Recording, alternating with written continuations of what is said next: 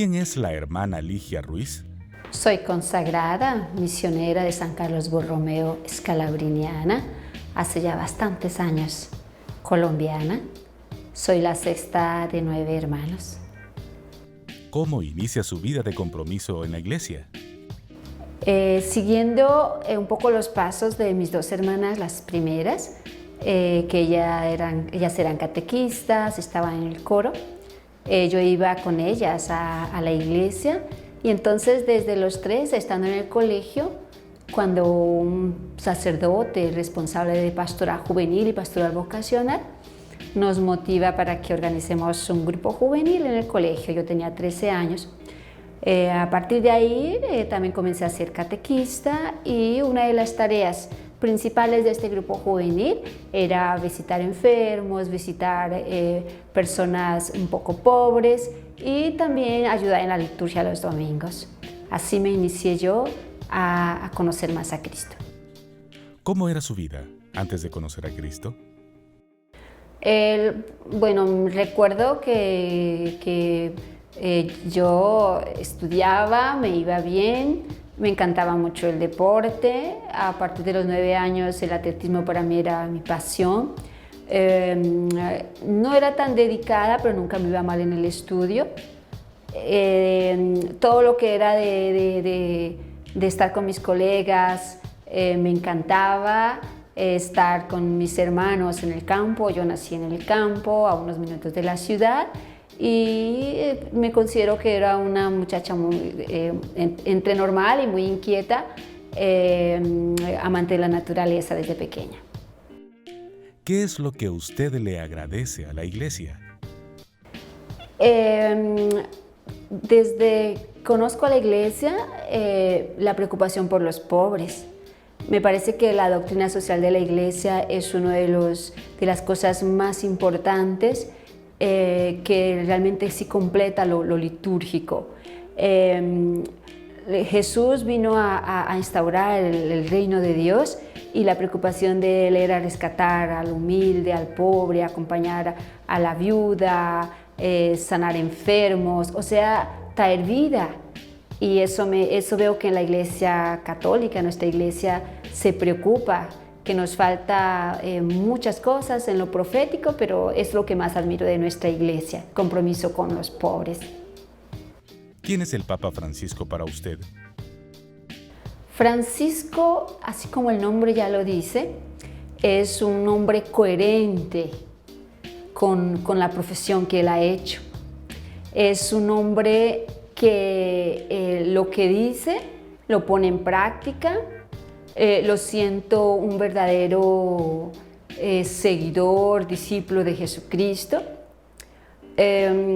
Solo con su presencia ya está hablando.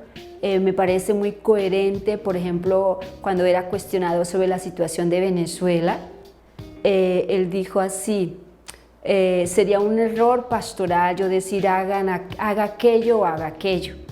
El diálogo es lo mejor que puede pasar, y con los días pienso que eso ha sido de lo mejor que él también ha podido orientar, porque la historia de un pueblo la construye el mismo pueblo, y no es porque algunos países dicen que tiene que ser así, entonces todos tenemos que opinar así. Entonces, al Papa Francisco me parece comprometido también con la justicia social, en lo político y trayendo a Jesús actual hoy en nuestro tiempo. Si Jesús viniera, me parece que Francisco empataría muy bien con Jesús hoy. ¿Qué es lo que más le gusta de la iglesia?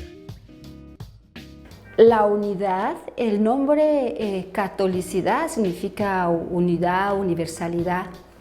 Y hay algo que hemos reflexionado en casa, y la unidad, por ejemplo, en la palabra. Saber que todos los católicos de la infinidad de países escuchamos, meditamos la misma palabra.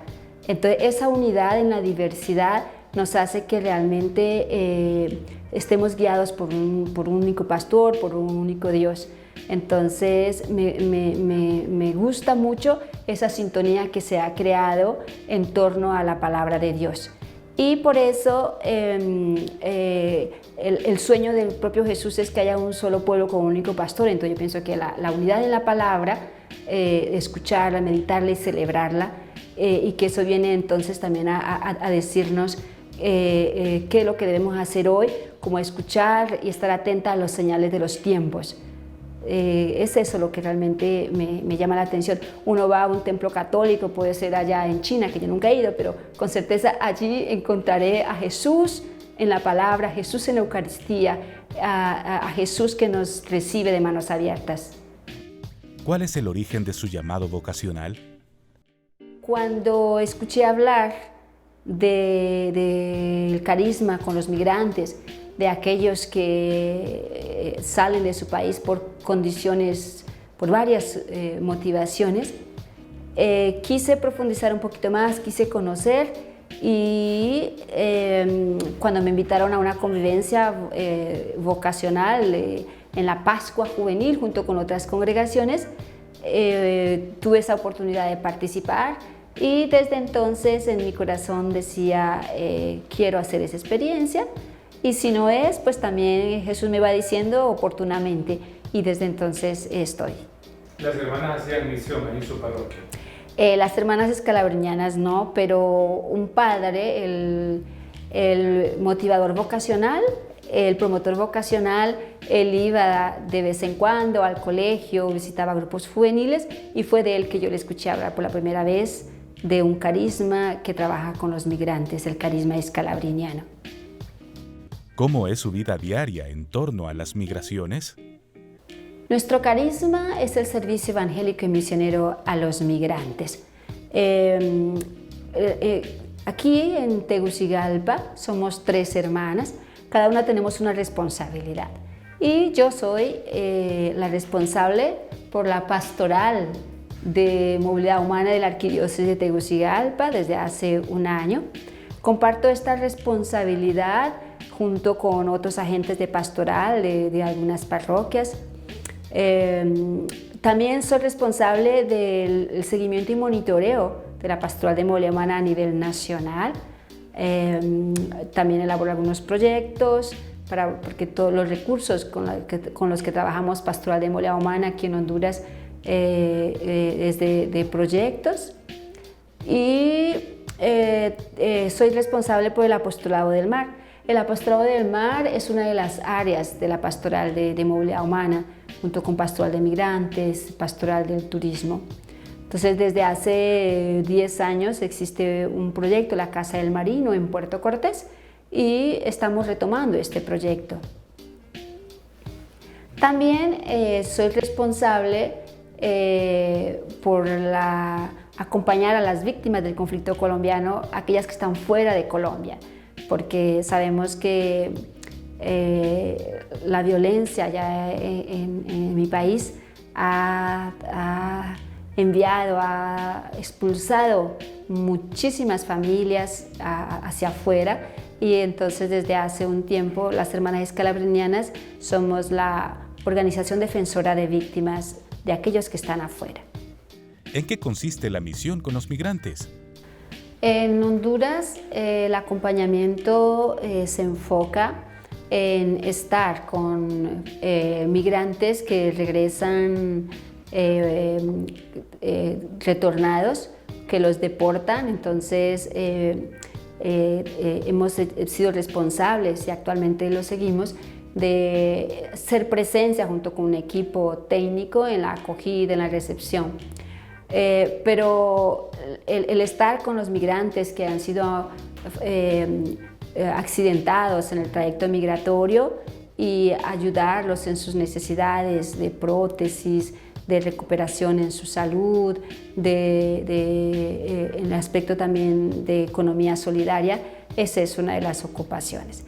Los familiares de migrantes que lastimosamente continúan no encontrando a sus seres queridos, es otra de las frentes de nuestro trabajo. Así como también la investigación de las motivaciones de la migración, las causas, las consecuencias, el invitar a la solidaridad por lo menos una vez al año en la colecta anual para poder como iglesia hacer presencia viva, motivar a otros cristianos, a gente de pastoral, en parroquias, encontrar de que Jesús una vez fue migrante y es uno como de los pasaportes que nosotros también debemos tener, el acoger, el recibir, el apoyar al peregrino. Eso tiene que ver directamente con nuestro carisma. De los problemas sociales en el país, ¿cuál es el que más le preocupa a usted? Las injusticias sociales. Y esa injusticia social que pasa por no haber oportunidades de generación de ingresos. Cada familia, cada ser humano, cuando uno crece, uno quiere sostenerse, que el fruto del trabajo realmente le dé para comer, le dé para vestirse, le dé para estudiar, que le dé para cuidar de su salud. Yo pienso que todo ser humano, ese es el deseo. Todo papá, toda mamá también quiere que sus hijos crezcan, sus hijos estudien, pero que luego comiencen también a trabajar, porque parece que esa es la mayor de las posibilidades de realización de un ser humano. Entonces, yo veo que la parte de sostenibilidad económica es la parte más delicada y la parte más difícil de Honduras. ¿Cuál podría ser un buen castigo a quienes trafican con personas? El tráfico de migrantes es un aspecto un poco delicado, pienso yo. Porque si yo le pregunto a una familia, resulta que conocemos de casos de personas, de familias, que le han pagado a ese coyote porque es la manera de poder atravesar las fronteras, ¿sí? Entonces, de verdad, yo no me siento que yo puedo castigar ni a ese coyote ni a esa familia. ¿Por qué? Porque las circunstancias han llevado para que eso se dé. Ahora, cuando los coyotes junto con otros mafiosos se unen para abusar, para hacer que esta familia, en vez de pagar los miles estipulados, tenga que pagar 2, 3, 5 veces más, entonces ahí se está haciendo de eso ese negocio, realmente aprovechándose de las circunstancias que esa familia no pudo encontrar los papeles a través de los trámites normales, así como lo pudo hacer alguien que fue a la embajada y que tuvo que obtener su visa. Entonces, para mí eso es una parte bastante delicada. Ahora, cuando ya hay tráfico de personas para la explotación, tanto de sacarle los órganos, o sea, ganar dinero con eso, vender esos órganos porque vale mucho, cada parte de nuestro cuerpo vale mucho y se explota a un ser humano para salvar la vida de otro, y en todo eso hay dinero porque lastimosamente el tema de salud es de los más delicados también, no solo de Honduras, sino prácticamente de todos nuestros países. Entonces, cuando ya se hace explotar al otro para poder salvar parte de otro, eso es muy cruel. Y sabemos de que lastimosamente hay mafias y hay autoridades involucradas un poco con eso. Entonces, eso sí me parece grave y debemos no prestarnos para eso. ¿Qué cambiaría de Honduras para evitar los flujos migratorios? Que haya políticas públicas, políticas sociales, donde fuera como digamos obligatorio así, que un alcalde, un responsable de departamento y un presidente realmente fuera responsable con lo que se compromete. Generar empleo, que haya comida, alimento para todos, que haya educación, que haya salud. Básicamente eso, que a los gobernantes se les nombrara realmente por su compromiso, no por sus promesas. ¿Cómo se podría generar un camino de migración segura en nuestro país? Pasa exactamente por el mismo camino de empleos dignos, de que aquellos que ya tienen su vida asegurada pensarán en ganar menos, o sea, menos ganancias, pero más distribuidas las ganancias, que los trabajadores ganarán más, que hayan salarios básicos, salarios mínimos, pero que en 5 años se pudiera ver los frutos, en 10 años estuviera mucho mejor. Entonces, realmente para mí no pasa una migración segura por otro lado, sino que realmente tengamos las condiciones. Los que ya están allá pudieran también tener oportunidades de legalizar y poder visitar a sus familias. Entonces, que se repense un poco. ¿Por qué será que algunos países logran tener su estatus de riqueza y siempre quieren ganar más y ganar más y ganar más? Y los trabajadores muchísimas de las veces explotados. Y cuando aquí es la época de la cosecha, por ejemplo, del café, se dice que la gente no quiere trabajar, y yo pienso es que los recursos que se pagan, tanto para el que cultiva el café como para el que lo cosecha, realmente son de miseria. Entonces eso no tiene motivaciones. ¿Cómo se podrían enfrentar en Honduras el asunto de las maras y pandillas? Quizás a las propias maras y pandillas se les está utilizando para enfocar los esfuerzos en vamos a combatir eso, entonces se les utiliza también.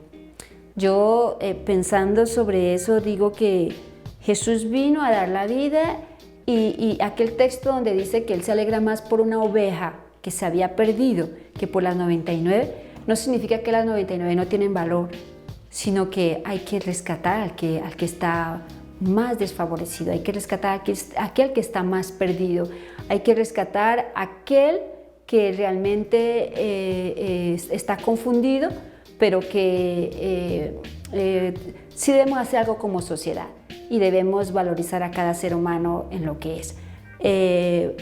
Siento que se nos confunde cada vez más y entonces enfocamos nuestra atención quizás en decir aquel, tenemos que acabarlo, pero pocas fuerzas los unimos para poder salvarnos a todos, digamos así. Porque si ayudamos a un marero, cuán difícil es ver una familia cuando su hijo comenzó a encaminarse a un grupo donde se sabe que las consecuencias son de más pérdida de vida, de isolamiento. Entonces, la postura de Jesús sería el rescatar a esta persona primero. ¿Cómo se podría ser feliz en familia si algunos migraron y hacen falta en casa? Con los medios de comunicación hoy en día, como lo estamos haciendo, podemos también transmitirnos esa unidad, esa solidaridad. El ideal sería que la familia pudiera migrar juntas, ¿cierto?